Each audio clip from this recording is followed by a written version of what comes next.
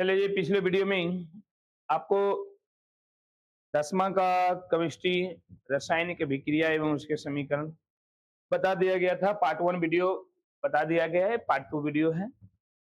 और आप लोग कोशिश कीजिए कि उसको शेयर करने का प्रयास कीजिए, कलम को पीले को बैठिए और लिखिए। चलिए, देर ना करते हुए चीजों को स्टार्ट करते हैं। और अपने दोस्तों को भी बताइए, शेयर भी कीजिए, कमेंट भी कीजिए। कैसा लगा आपको वीडियो? यहाँ पे दिया गया है कि संयोजन अभिक्रिया क्या है। पहला ये है कि संयोजन अभिक्रिया, संश्लेषण अभिक्रिया क्या है।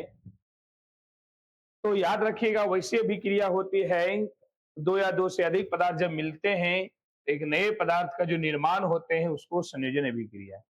इस तरह का जो चीजें हैं आपको बड़ा इंपॉर्टेंट है और बोर्ड एग्जाम में देखने के लिए मिलता है। ये भी आई है, ठीक ना। संयोजन अभिक्रिया वैसे अभिक्रिया जो दो या दो से अधिक पदार्थ जब मिलेंगे, एक नए पदार्थ का जो निर्माण होगा, नए पदार्थ का जो निर्माण होगा उसे कहते हैं क्या? संयोजन अभिक्रिया। जब कोयले को ऑक्सीजन के साथ यानी C+O2 जब दोनों आपस में विक्रिया करता है तो कार्बन डाइऑक्साइड बनाता है।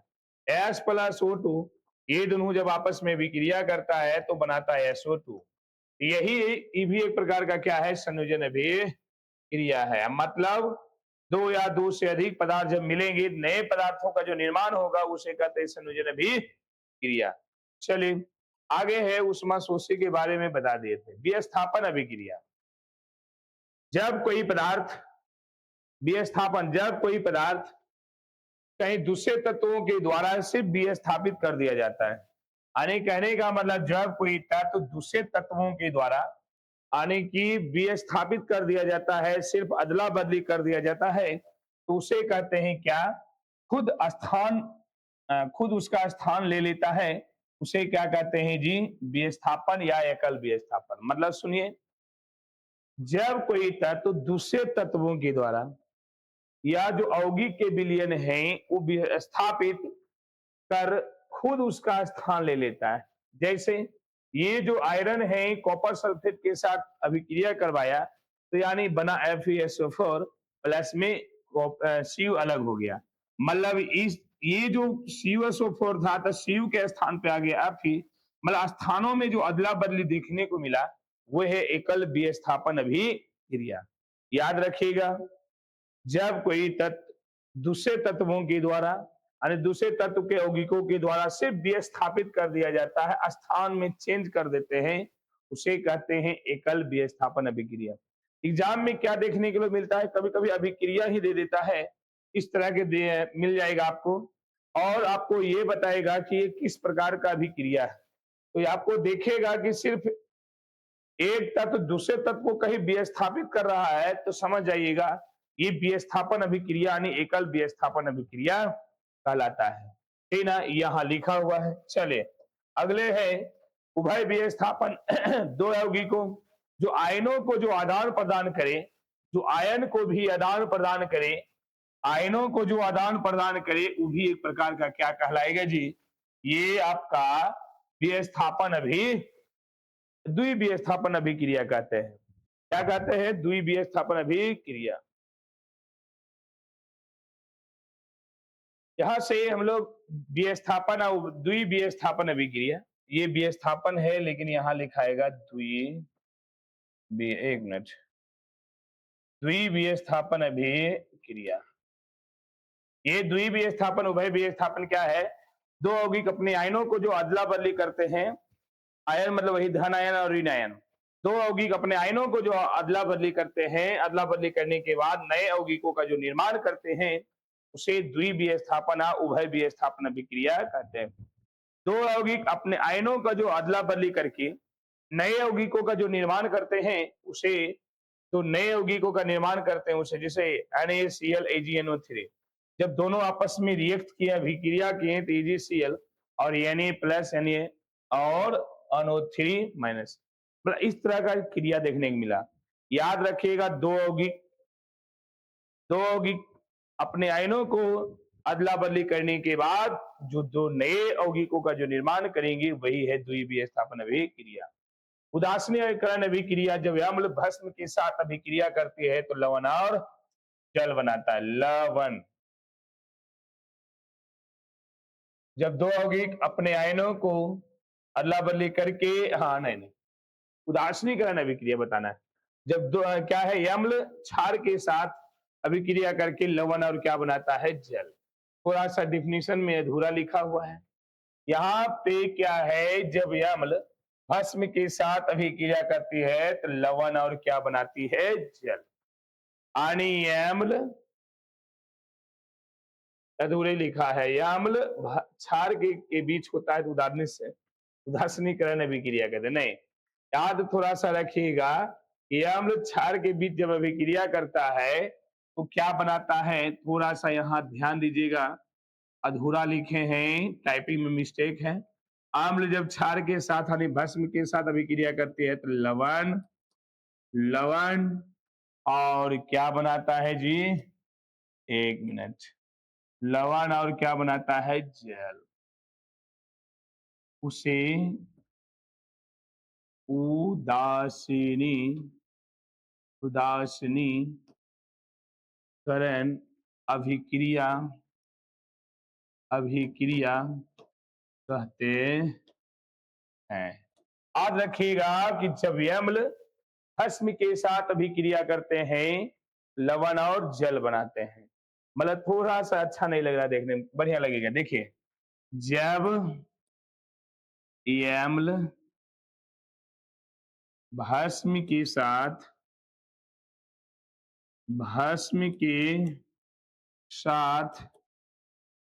अभिक्रिया करके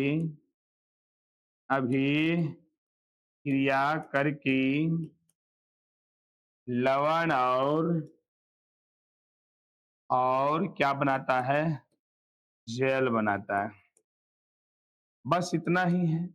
ये अच्छा नहीं लग रहा था तो ये चीजें कि थोड़ा सा हम लोग हटा देते हैं, खराब लग रहा था देखने में, तो ऐसा खराब लग रहा था। याद रखिएगा, जब कोई हम भस्म के साथ अभिक्रिया करते हैं, ऐसे कैसे, जब कोई अम्ल भस्म के साथ अभिक्रिया करती है तो लवण और क्या बनाती है, जल। उसे क्या कहते हैं, उदासीनीकरण अभिक्रिया। अम्ल ये भस्म के साथ अभिक्रिया, अम्ल कैसे पहचानेंगे, जिसमें हाइड्रोजन हो। भस्म कैसे पहचानेंगे, क्षारक कैसे पहचान, जिसमें OH हो। और ये क्या बनाती है जी, ये बनाती है लवण और क्या बनाती है, जल। तो याद रखिएगा, कोई अम्ल भस्म के साथ अभिक्रिया करती है तो लवण और जल बनाती है। अब यहाँ के बाद इससे पहले एक और है, हाँ कौन सा, उपचयन अभिक्रिया यानी ऑक्सीकरण अभिक्रिया। ये उपचयन अभिक्रिया क्या है कि वैसे अभिक्रिया होती है जिसमें से ऑक्सीजन का संयोग होता है तो हाइड्रोजन का निष्कासन होता है। वैसे अभिक्रिया होती है जिसमें हाइड्रोजन ऑक्सीजन का संयोग होता है, और हाइड्रोजन का क्या होता है, निष्कासन। आने जब कोई C+O2 आने कहने का मतलब है वैसी अभिक्रिया जिसमें से ऑक्सीजन का संयोग होगा और हाइड्रोजन का क्या होगा, निष्कासन, उसे उपचयन या ऑक्सीकरण अभिक्रिया कहते हैं। कहे कोई दिक्कत। अगला है, मैं था गया। अब इसी में से एक और आती है अपचयन अभिक्रिया। ये अपचयन, ये वैसे अभिक्रिया होती है उल्टा, जिसमें से हाइड्रोजन का होता है संयोग और ऑक्सीजन का होता है निष्कासन।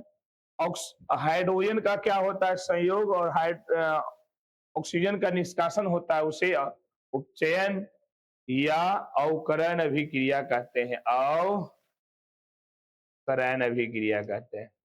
याद रखिएगा, यानी वैसे अभिक्रिया होती है जिसमें से हाइड्रोजन का संयोग होता है और ऑक्सीजन का क्या होता है, निष्कासन होता है, ऑक्सीजन का निष्कासन होता है, उसे कहते हैं उपचयन या अवकरण अभिक्रिया। यानी H2 प्लस Cl2 जब दोनों आपस में विक्रिया करेंगे तो 2HCl बनाएंगे। यही हो गया आपका अपचयन अभिक्रिया। वैसे अभिक्रिया जिसमें क्या हम डिफिनेशन लिख सकते हैं? यहाँ पे अगर लिखना है तो वैसी अभिक्रिया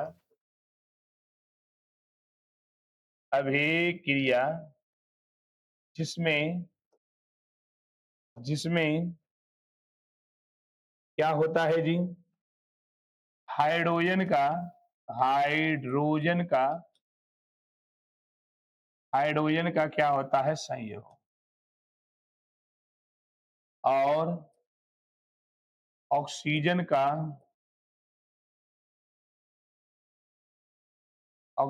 का क्या होता है? निष्कासन।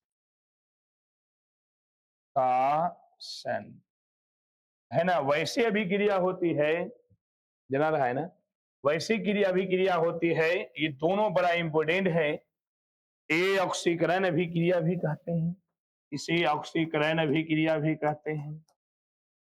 ऑक्सीकरण अभिक्रिया, ये वैसे अभिक्रिया ऑक्सीकरण, वैसे अभिक्रिया जिसमें ऑक्सीजन का संयोग होता है, हाइड्रोजन का निष्कासन होंगे, उसे क्या कहते हैं जी? उपचयन और ऑक्सीकरण अभिक्रिया। अवकलन और उपचयन अभिक्रिया वैसी अभिक्रिया जिसमें हाइड्रोजन का संयोग होगा और ऑक्सीजन का क्या होगा? निष्कासन होगा, उसे क्या कहते हैं? अपचयन अवकलन अभिक्रिया। कहीं कोई दिक्कत? चलिए इस वीडियो में यहीं तक, अगले वीडियो में फिर पुनः लेकर आएंगे। नहीं।